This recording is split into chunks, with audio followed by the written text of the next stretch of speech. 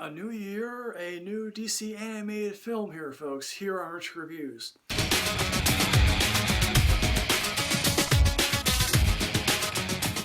Hi there, folks. Welcome back to Rich Reviews. I just got finished on watching Superman Red Son. This is based on the Elseworld comic about what would happen if Superman were born and raised in the Soviet Union. Now, let me confess, I'm not the biggest fan of these DC animated films. They're just not my thing, and apparently my channel agrees with that as well, but I'm choosing to review for this one for you guys. Starts in 1946 and ends in roughly 1980s, and obviously Clark Kent here is raised in Russia. He's being chased by bullies in a cornfield.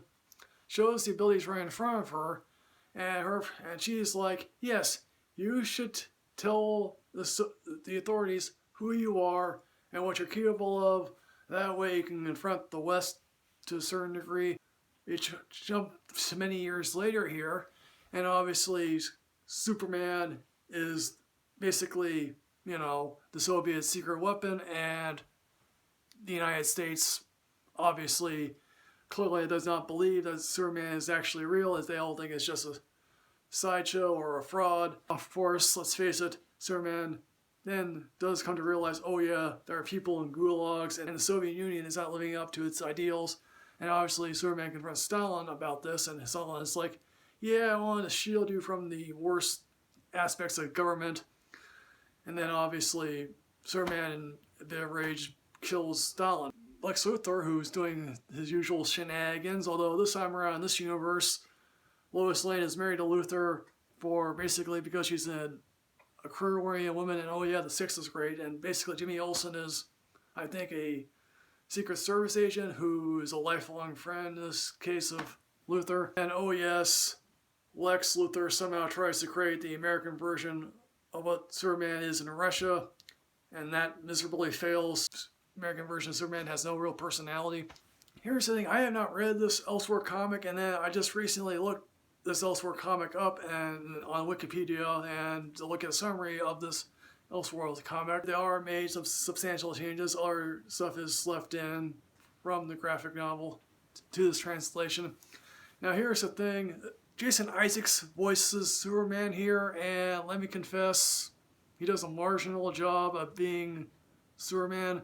He's sounding like Marshall Zukov in The Death of Stalin, that film a few years ago that riled up Russia about the death of Stalin, obviously made into a comedy. I mean, Amy Acker is Lois Lane, whatever. Here's the thing I never thought I'd say. Usually, voice acting in these Superman or DC animated films have been reasonably good. They got Kevin Conroy back for a couple of them.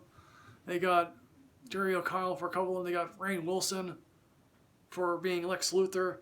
And the Lex Luthor voice here is not up to snuff with Rainn Wilson, and that's something I never thought I would say. Basically, here's the thing, I like the first act of this thing. The subsequent two acts go nowhere. I mean, outside of, oh yeah, Batman shows up, apparently he's a gulag survivor, and now is committing one of the acts of terror. That's actually quite fascinating. Quite frankly, I wish they would explore that more. And then, oh yeah, Wonder Woman, voiced by someone who I've never heard of. He starts out, oh yes, Clark Kent is my friend, then comes to realize, oh yeah, all men suck. Oh yeah, we get Hal Jordan. Clearly everyone loves to hate Lex Luthor, but he really doesn't do much of anything in this thing. Then obviously Brainiac shows up, and then basically, now the biggest complaint I have with these things, they're roughly 75 minutes long, or in the 70-minute range, and that for me is not really much of a film. This at least is an hour and 20 minutes long, so it feels like a complete movie. But then again, it still is like, okay, this thing ends. And, the writing team responsible have done great work in the past. This is directed by Sam Liu, who has done other DC animated films. Here's an idea for an alternate universe type of thing. How about Superman fighting for the Nazis? That could be interesting. So in the end, folks, what I'm going to say, I'm going to give Superman Red Son, I'm going to give this a disappointingly Netflix ranking, because quite frankly, there are many people that are eagerly awaiting this one to see how Superman would adjust to being a communist. So folks, Superman Red Son, have you seen this? What did you think? Please put everything in the comment box below here, folks. As always, folks, like, comment, subscribe, enrich yourself with knowledge. I'll see you next time, folks. Yes, alright.